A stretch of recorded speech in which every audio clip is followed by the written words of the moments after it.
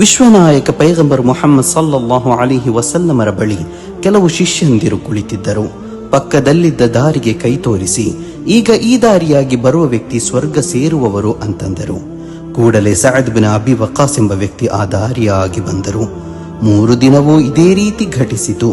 ಇದನ್ನು ಕಂಡ ಪೈಗಂಬರರ ಶಿಷ್ಯರೊಬ್ಬರು ಆತ ಸ್ವರ್ಗ ಸೇರಲು ಕಾರಣವಾದ ಸಂಗತಿಯಾದರೂ ಏನು ಎಂಬ ಕುತೂಹಲದಿಂದ ಅವರನ್ನು ಹಿಂಬಾಲಿಸಲು ಆರಂಭಿಸಿದರು. ಬಹಳ ಉಪಾಯದಿಂದ 3 ದಿನ ಅವರ ಮನೆಯಲ್ಲಿ ವಾಸ ಹೂಡಿದರು. ಆದರೆ ಇಬ್ನು ವಕ್ಕಾಸರು ವಿಶೇಷವಾದ ಆರಾಧನೆಯಲ್ಲಿ ತೊಡಗಿಸಿಕೊಂಡದ್ದು ಕಾಣಿಸಲಿಲ್ಲ. ಕೊನೆಗೆ ಆ ವ್ಯಕ್ತಿ ನಿರಾಶೆಯಿಂದ ಇಬ್ನು ವಕ್ಕಾಸರ ಬಳಿಯೇ ಕೇಳಿಬಿಟ್ಟರು, ಪೈಗಂಬರ್ ಸಲ್ಲಲ್ಲಾಹು ಅಲೈಹಿ ವಸಲ್ಲಮರು ತಮ್ಮನ್ನು ಸ್ವರ್ಗಕ್ಕೆ ಹೋಗುವ ವ್ಯಕ್ತಿ ಅಂದಿದ್ದಾರೆ, ಅಷ್ಟಕ್ಕೂ ತಾವು ಮಾಡಿದ ಒಳಿತಾದರೂ ಯಾವುದು? ಇಬ್ನು ವಕ್ಕಾಸರು ಹೇಳಿದರು, ನಾನು ಯಾರ ಮೇಲೂ ಹಗೆತನ ಅಸೂಯೆ ಪಟ್ಟವನಲ್ಲ, ಯಾರಿಗೂ ಕೇಡು ಬಯಸಿದವನೂ ಅಲ್ಲ. ಇಲಾಹನ ಅನುಗ್ರಹಕ್ಕೆ ತೃಪ್ತನಾಗಿ ಜೀವನ ಸಾಗಿಸುತ್ತಿದ್ದೇನೆ. ಆ ವ್ಯಕ್ತಿಗೆ ವಿಷಯ ಮನವರಿಕೆಯಾಯಿತು. ಇಲ್ಲಿ ಸಅದ್ ಬಿನ್ ಅಬಿ ವಕ್ಕಾಸರು ವಿಶ್ವನಾಯಕ ಪೈಗಂಬರ್ ಮುಹಮ್ಮದ್ ಸಲ್ಲಲ್ಲಾಹು ಅಲೈಹಿ ವಸಲ್ಲಮರ ಪ್ರೀತಿಯ ಶಿಷ್ಯರಾಗಿದ್ದರು.